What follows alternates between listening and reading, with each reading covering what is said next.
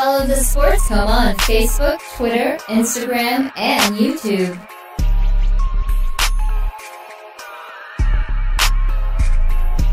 You're listening to the Sports Coma with Big Q and the guys on the PRO Media Network. What's up, sports world? What's going on? It's Big Q, and you're listening to the Sports Coma with Big Q and the guys, episode 233. That's right, 233 on the Sports Coma, previewing the Saints versus the Falcons. That's right, in the first of two matchups. Of course, the Falcons and the Saints will tangle in that brand new Atlanta Falcons dome out there. Big, beautiful dome out there. Hopefully the Saints can hang an L on them at their place. Now, in today's show, of course, we got DC chiming in studio. What's going on, DC? Yo, what up, what up? And we're going to talk about today, like I said, we're going to preview the Saints and Falcons matchup, part one for the season. Also, other topics that'll be happening in the show today, as we're going to discuss the topic of the new return man. Of course, the Saints put wide receiver Tommy Lee Lewis on the injury list with an undisclosed knee issue. Tommy Lee basically is out as the return man. We'll talk to you about who the Saints and who we think should be the new return man coming into. You know, that's a hot subject. That's been following us through preseason and camps, by the way, DC, who going to be the return man. Been following me since the last 2 years. So. And then we'll also talk about more snaps for the wide receivers as Traquan Smith and Cam Meredith get ready to be included more into the offense, as basically one wide receiver's been putting in work. Actually, two. Mike Thomas has been outstanding. Ted Ginn Jr. has contributed, but none of the other wide receivers have got going. Saints looking to implement. We'll discuss that. We'll also have the injury report released today. That'll break down who's in and out. We'll talk to you about that. We'll also read comments from the Sports Coma of the day from the previous show. And we also have the Sports Coma of the day question, which is, will the injuries to the Atlanta Falcons guarantee the Saints a W? That question is, will the injuries to the Falcons guarantee that the Saints will get a W with all those injuries? And we'll talk about all those guys, Devontae Freeman, Deion Jones, and all these other guys is missing. But all those guys out for the first round against the Falcons, who do you think the Saints will get the win? You can chime in, put that in the comment section, let us know. And of course, we read all replies on the following show. Without further ado, we'd like to say to you, thank you, all of our new and established listeners of the show, for joining us today on episode 233. Without any further ado, let's get right into it. DC, Saints Falcons, man. You know, it's going to be a good matchup. Of course, a lot of stuff in between dealing with the Falcons and the Saints. Of course, this could be a very, very important matchup, you know, coming out the gate, because you got blown out the gate. We ain't gonna say you got blown out, but the Tampa Bay Buccaneers game was blown out, man. Don't halfway. Like we did. Actually, the offense showed up there. It was a one-point game, but you watched the game, it was a blowout. Call okay. It what it is. All right, well, the second game, better performance by the defense, offense not that. Kicker missed 2 field goals, extra point. I mean, he basically gave the Saints 8 points, basically gave the game to him is what I'm saying. He no longer is the starting kicker, by the way, for the Cleveland Browns. He was replaced by another guy. But this game around. Williams did an excellent job again. Well, I mean, this game around, Atlanta and Saints usually are pretty serious. This is the first, this game is early. In your opinion, you had a chance to do some research on it. In your opinion, what do you think going to happen in this matchup with the Falcons? I see the Saints winning this game, but how they're going to win this game is a little perplexing to me.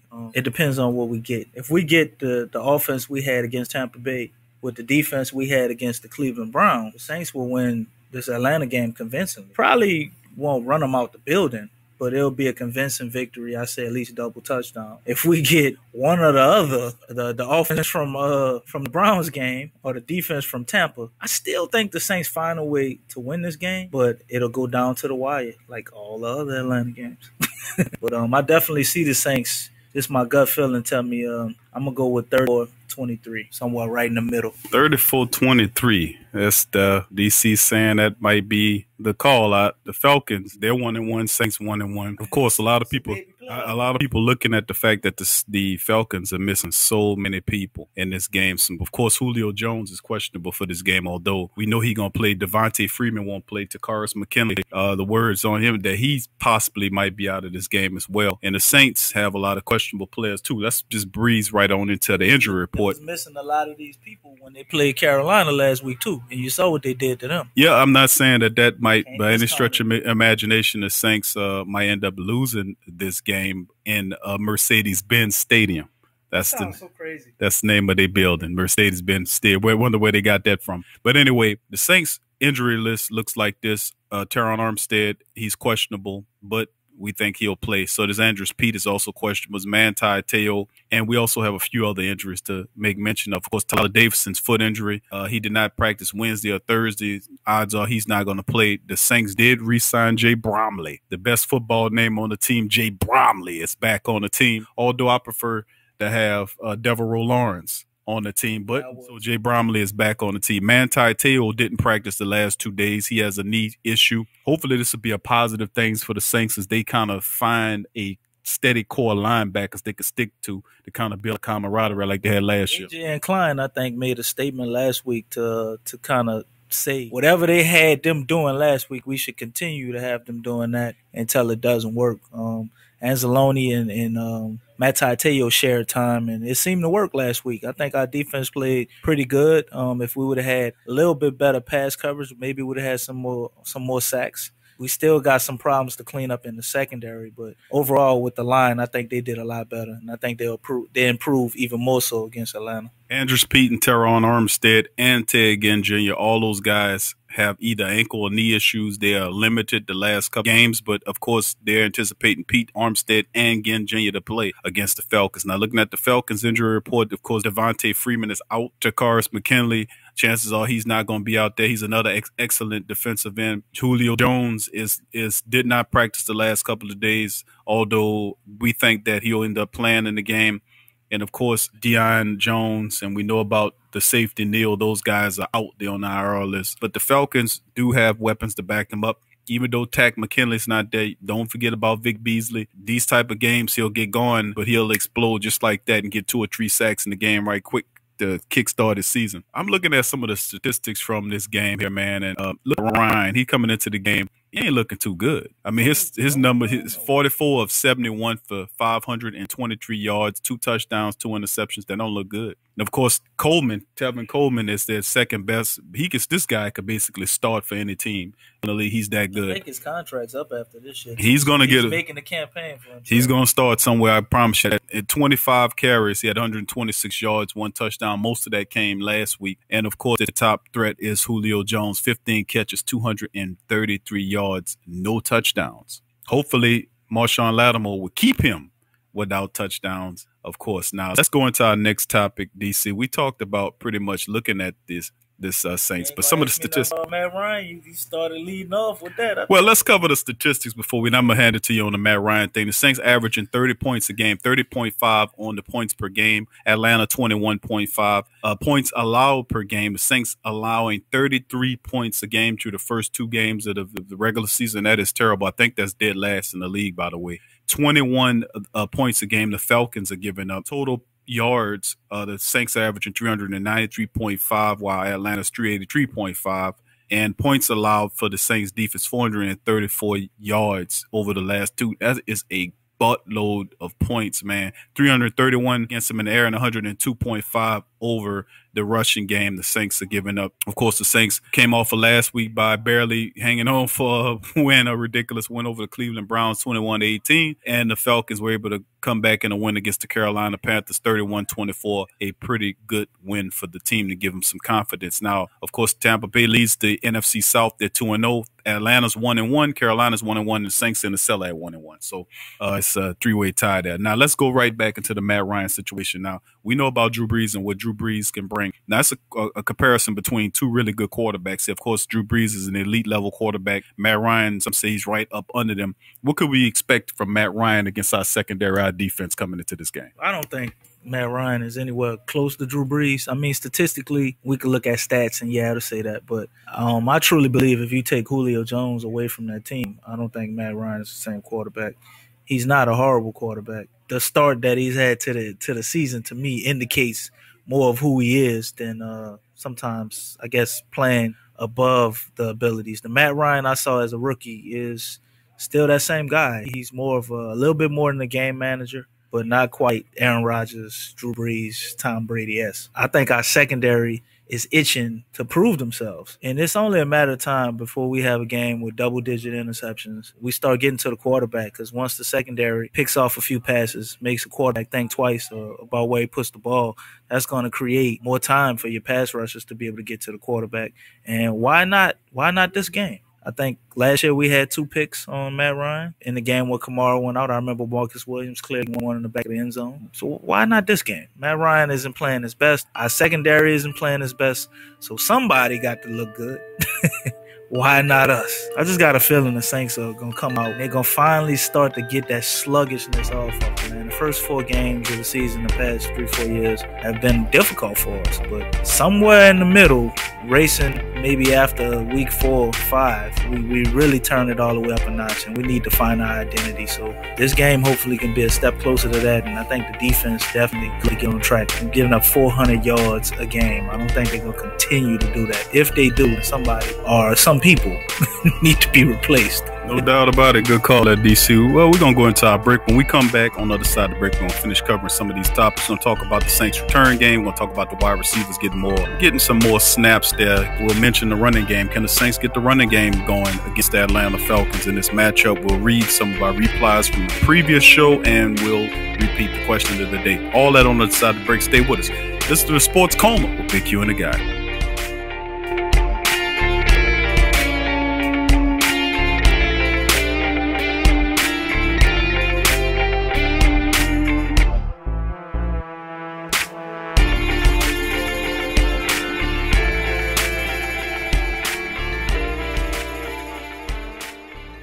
Forget ESPN or Fox. Get straight sports talk from the Sports Coma with Big Q and the guys. Thank you for listening to the Pro Media Network, who provides hours and hours of free edutainment to you and yours. If you are benefiting positively from our content, please donate to help us grow our platform by going to www.patreon.com/the Pro Media Network. That's www.patreon.com/the Pro Media Network, and support the true independent artists. Sports fans are gearing up and saving big at Fanatics.com, the world's largest collection of officially licensed fan gear. From all the leagues, teams, and players you love, unique one-of-a-kind designs exclusively by Fanatics, and autographed collectibles from today's biggest stars shipped directly to your home. Join Fanatics Rewards for free to earn fan cash on every purchase. Shop now and for a limited time, get 20% off all orders. Fanatics.com, officially licensed everything. In today's world, children are bombarded with negativity on television, online, and at school. Our kids need to have a positive outlook on life and the world around them. I want to share with you a valuable resource you can use to bring positivity into your child's life. It's the new book, 101 Powerful Children Affirmations, a guide to positive child self-image, from author and dad, G.J. Barabino. This is a simple guide loaded with wonderful and inspirational affirmations designed to uplift young people's spirits. This positive and powerful children affirmational is chock full and loaded with wonderful inspirational sayings that will lift your child's self-image to whole new levels through the awesome power of spoken word. 101 Powerful Children Affirmations, a guide to positive child self-image, from author and dad, G.J. Barabino. Available on Amazon. Order a copy for yourself, your child's teachers, or anyone you know with children. 101 Powerful Children Affirmations, a guide to positive child self-image. Order your copy today. There's a reason this office canceled Casual Friday. Why this guy is getting cut out of the will. And why sibling rivalries really exist. There's a reason he's always Employee of the Month. And why no shirt and no shoes is no problem. There's a lot of reasons to be a fan, but only NBAstore.com has all the gear. What's up, sports world? This Big Q from the Sports Coma with Big Q and the guys. Talking to you about the website, theposhlifestyle.com. That's right, poshlifestyle.com. A great website where you can get great products at great prices. They sell organic herbs, vitamins, supplements, water filters for your home, EMF and cell phone radiation protection, healing magnetics and healing crystals, personal protection devices like cell phones, stun guns, and mace spray, organic deodorants, shampoos, soaps, toothpaste, and more. They also sell 10A grade Brazilian hair. 10A music is available now. All kind of the latest downloadable mixtapes. So what are you waiting for? Head on over to theposhlifestyle.com. That's the Posh Lifestyle, life spelled with a Y, LYFE style.com. Put in the Sports Coma for the 10% discount on your purchase. It's a win-win. So get your mind and body right with the Posh Lifestyle.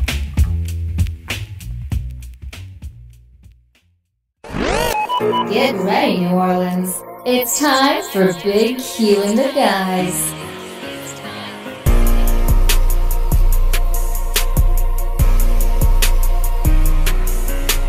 You're listening to The Sports Coma, your new #1 podcast on everything Saints, Pelicans, and a lot more. And now, here's your host, Big Q and the Guys. Welcome back to The Sports Coma with Big Q and the Guys, and we covering the Saints Falcons preview in podcast 233. We hit you with some stats and facts from the first segment this time around.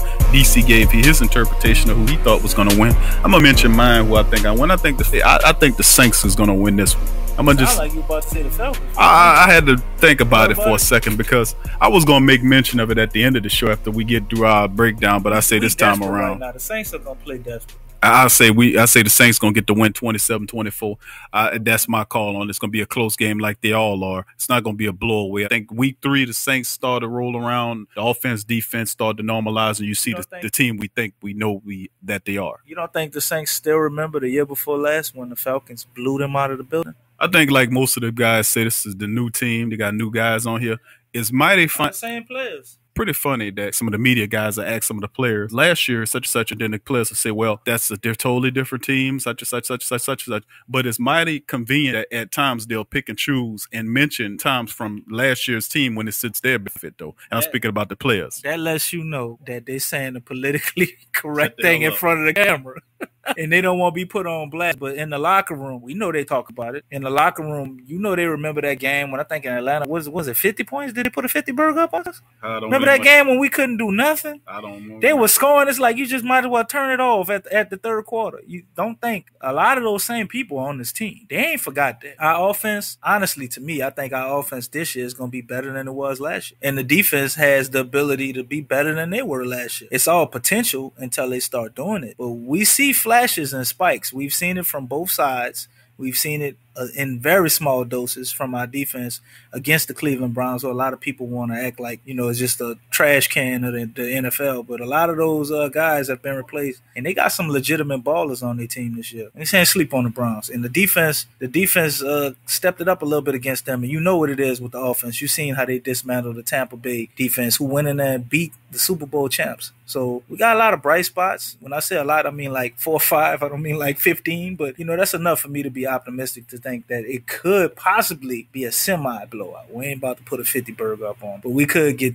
2-3 touchdown lead up on that line. I think it'll be a little bit close as the Saints try to find that balance. Usually week 3 and 4, they start to look like who we think they are. Right. Some more information to chime in before we go into our next group of topics. The Saints did, of course, made some moves. Quarterback J.T. Barrett was released by the Saints off the practice squad. They replaced him with linebacker Darnell Sankey. Brought him in. He's a journeyman young linebacker. They bring it to this practice squad. And then, of course, them bringing back Jay Bromley. Outside of that, DC, let's talk about the return game, man. Let's hit that right quick. Tommy Lee hitting the injury list. He's on IR now. Who are the competent guys? Of course, my thought process is, well, a lot of Saints guys is, why not release Jonathan Williams to the practice squad, bring up Bo Scott, who can help you at the running back and kick return, punt return duties. So in your opinion, and from based on what you're looking at, tell the people out there who you think will be the viable kick return, punt returners to help the Saints special team. I think it would be a great idea to take Bo Scott off the practice squad and add him to the team, because Jonathan Williams, when he comes on the field, we running.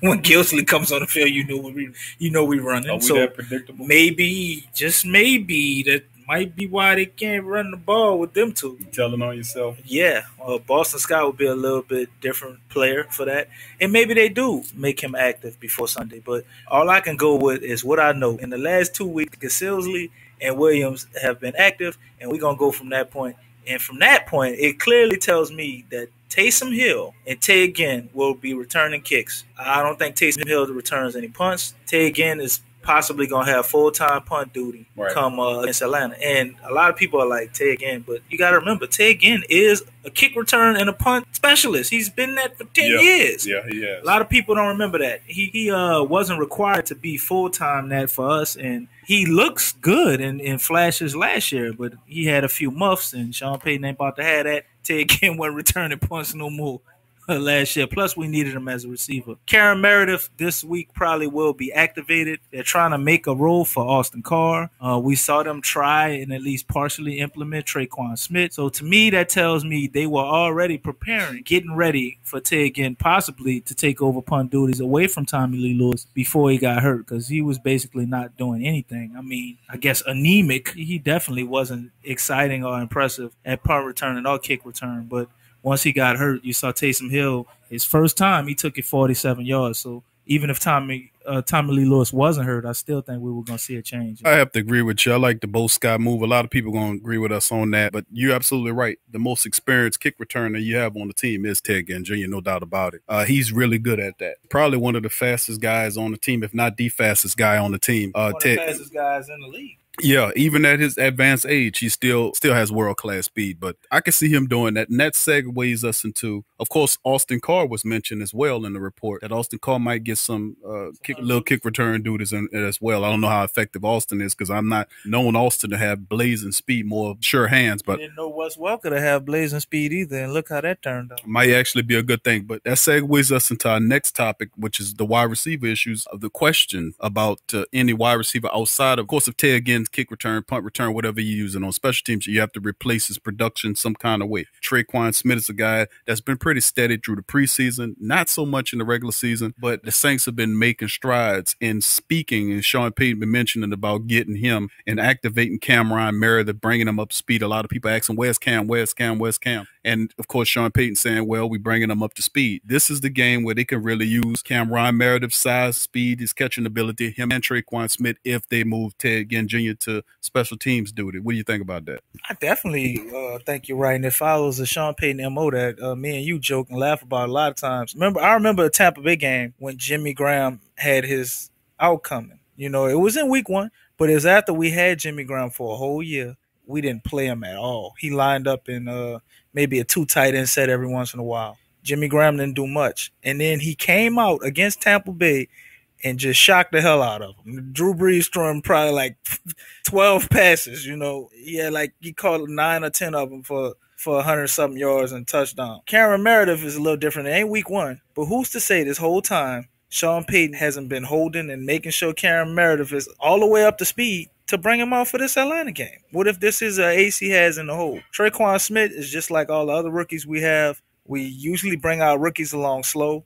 To say that he's even out there in the third receiver spot is amazing if you follow the Saints. We love veterans over rookies. And for him to be out there, I think he's definitely going to slowly and gradually start getting more catches. Other than Brandon Cooks and Michael Thomas, I don't usually see any rookies start at all at receiver. So maybe Traquan Smith can be another one to continue that trend. And as time will go on, he's going to get the ball. But he may get a few more attempts this game, but I'm not expecting him to get like 8 or 7 targets. He ain't going to get all Ted Ginn targets. Well, we'll see how it goes when Sunday afternoon rolls around. Might not need him if they just give everything to Kamara. Okay, before we go into our replies, start reading some of these replies, let's talk about the running game. We had a couple of people that asked about the running game. What we thought about the running game. Based upon what I'm seeing from the running game and Gillislee, I don't see that they're really confident in Gillislee. This has not been a really good experiment. Maybe he explodes the next 2 games, anything possible, but I sincerely doubt it. From what I'm seeing with Gillislee, Alvin Kamara is going to continue to get the bulk of the load. Jonathan Williams would be a better complement to Alvin Kamara than Gillislee would be. I just don't see it, and I really don't anticipate the Saints getting their running game together until 2 weeks from now. Comment on that. I don't really think the running game is as bad as people think it is. I think the running game has to do a lot with the defense. The last 2 games, both games, we're playing from behind. Our defense ain't exactly giving him a lot of confidence. When we have a adequate. You can see he'll do what he did last year.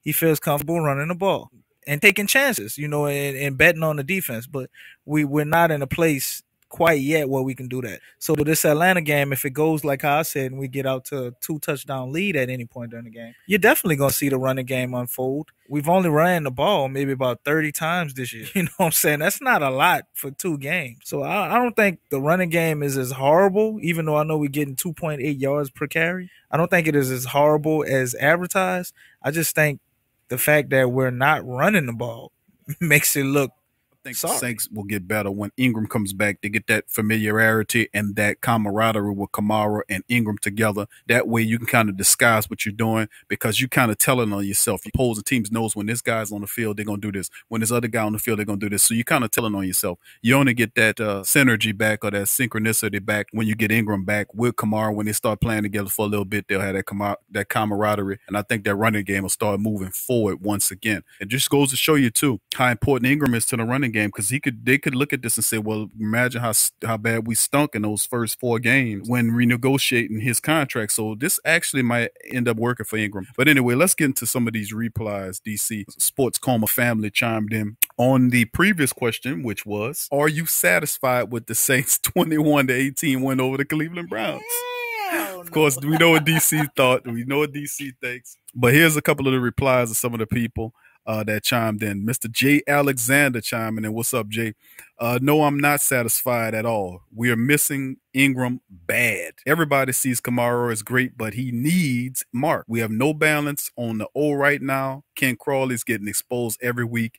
Where is Cam Meredith? Not happy, but I'll take the win. Jay Alexander, right, DC. Jay is absolutely right. And I spotlight Ken Crawley every show. Big ups to Jay Alexander, man. I agree with you, man. And especially on that Ken Crawley point. Keep pushing that, bro, because people blinded. They got blinders on about Ken Crawley. We're going to get these blinders off of Ken Crawley this year. I promise you that we're going to get a decent cornerback opposite of Lattimore, even if we got to draft somebody because people got the damn blinders on about Ken Crawley. I'm telling you. Let's go on to the next question here. This coming from Jeff Champagne. Jeff is back in the house. Let's see what Jeff got to say. He said, trying to keep it shorter. Of course, that's from his last comment when he had that long paragraph. But it's okay, Jeff. We just kidding with you, buddy. No one should be proud of this win, although I will take it. 2 missed point after touchdowns, PATs, and 2 missed field goals is all that saved us during that sorry, excusable football game. Huge holes in every aspect of our game. Where do you even start to address the issues? Very little to be impressed with, in my opinion. Seemed that we're always on our heels. Front four on each side of the ball looked terrible. Our defensive schemes are what seem to be hurting us the most. On a side note, Lutz and Morstead are the definition of gentlemen, trying to pick up Gonzalez's spirits after the game. Class X. Another great show, guys. Thanks, Jeff. That was excellent comment by Jeff, man. Big time, big ups to Jeff. Jeff, I agree with you, man. You always come in, you give good commentary, man. I can't argue against you. Everything you said was 100% right and exact. I don't think the front four was that bad. I think Sheldon Rankins played outstanding, and if you paid attention, the defense adjusted to slow Sheldon Rankins down in the second half. Okafor, to me, who we had on the other side, whether it was Stalwart and it was putting in Oyamata, I don't think really did enough. Cam Jordan was Cam Jordan. So Sheldon Rankins definitely stepped up. So I can't say the whole front four. And they did get 3 sacks. Basically held the Browns to under 100 yards rushing, even though they gave up 93 yards. It's still an improvement. Thank you, Jeff. Appreciate it. Keep the comments coming, buddy. We got another one from Mr. Timothy Dillon. He says, we supposed to be sorry, right? And he says, LOL. I don't know what that means. You got to expound on that, Timothy. I don't get that one, buddy. Rendell Bartholomew chime in. He said, ex-Browns kicker Zane Gonzalez was the real MVP of the game, LOL. Right now, the Saints look like a we say that in the show? The Saints look like an incohesive team at the moment. They play and look like a 7-9 or 8-8 ball club. Wow. We always, in week 1 and 2, we always look like hot garbage on one side of the ball. That's true. We do. In recent memory, the first 2 weeks are like a preseason, and then the third of bad tape on ourselves to feel good about ourselves, to play good or something. I'm telling you, I've been saying this. They need it for the motivation? No, I'm telling you, it's the fact that they don't play in the preseason together, and they use the first 2 games of the week to get camaraderie, to get cohesion. That's what's happening here. Perhaps let them play in the last game of the season, the full game, perhaps something like that, so they don't look bad in the regular season. But maybe somewhere around 2 and 3, like I I like what New England did. I thought that was real smart. I think they played Tom Brady like the first game. The first and the second game they played him, and then they rested him for 2 weeks. They came out. They look ready for their game against Houston in week 1. But let's go to the rest of the comments. Thank you, Mr. Bartholomew, for chiming in on that comment. Very true. We got a comment from K-Slim17. K-Slim17 says, worst win in Saints history. I have to agree with you on that, K-Slim. That was the worst win in Saints history. Thank you for the comment, my brother. DJ Austin chiming in. How did Ken Crawley make the 53-man roster?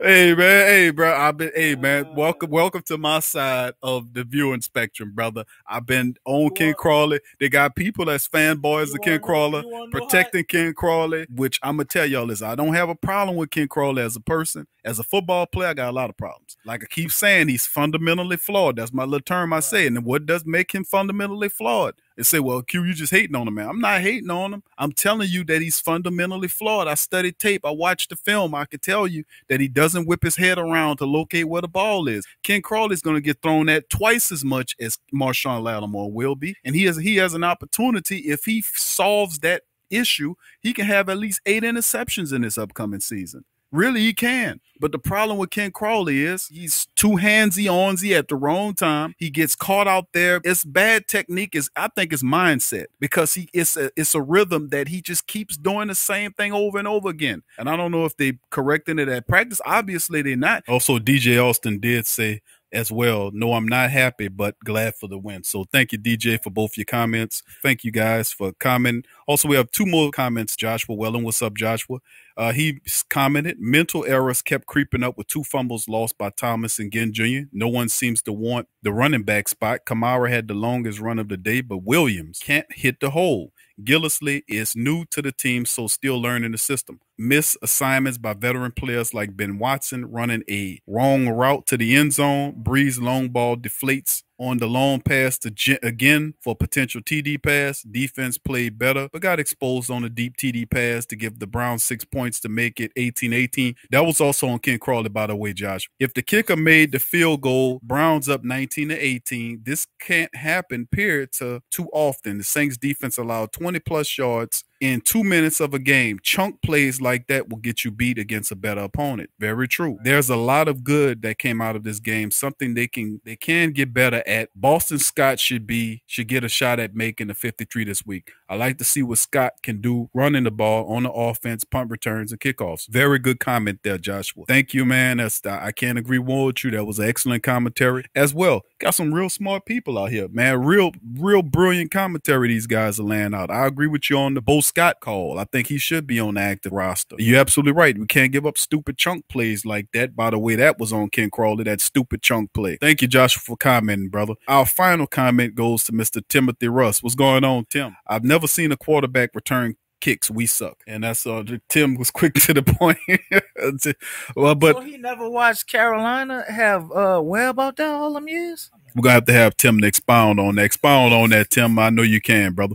But that'll do it for the comments. And I thank all you guys for all your excellent commentary. Thank you guys. Continue to comment. And here go a new question for you guys for the Sports Coma question of the day is, with the injuries to the Atlanta Falcons, with all them injuries to the Atlanta Falcons, does that guarantee the Saints a win in this upcoming Sunday? Go ahead and answer the question. Of course, like I said, we read the replies the following show coming up, so that'll probably be on the Saints and Falcons game. We'll read the replies on that show. That'll do it for today. So thank you guys for chiming in for the show today. Thank you. As usual, if you enjoyed the show, you can go to patreon.com/the PRO Media Network and make a donation, either a one-time donation or you can contribute on a monthly basis. You can join all our social media pages. The links are in the description section below. For me and DC, thank you for joining us on today's show.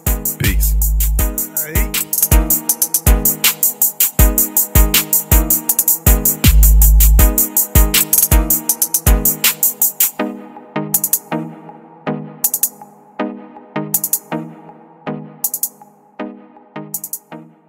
You're listening to the Sports Coma with Big Q and the guys, the best fucking sports podcast in the country.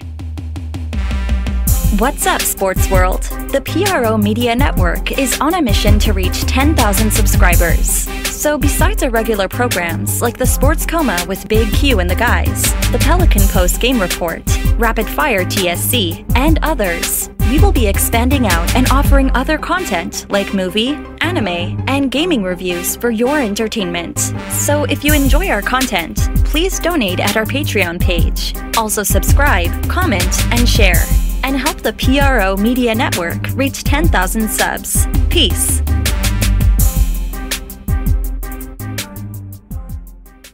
Get all the latest news and updates from your New Orleans Pelicans at the Pelicans Eye View, the new and official Pelicans Daily Journal, covering everything Pelicans.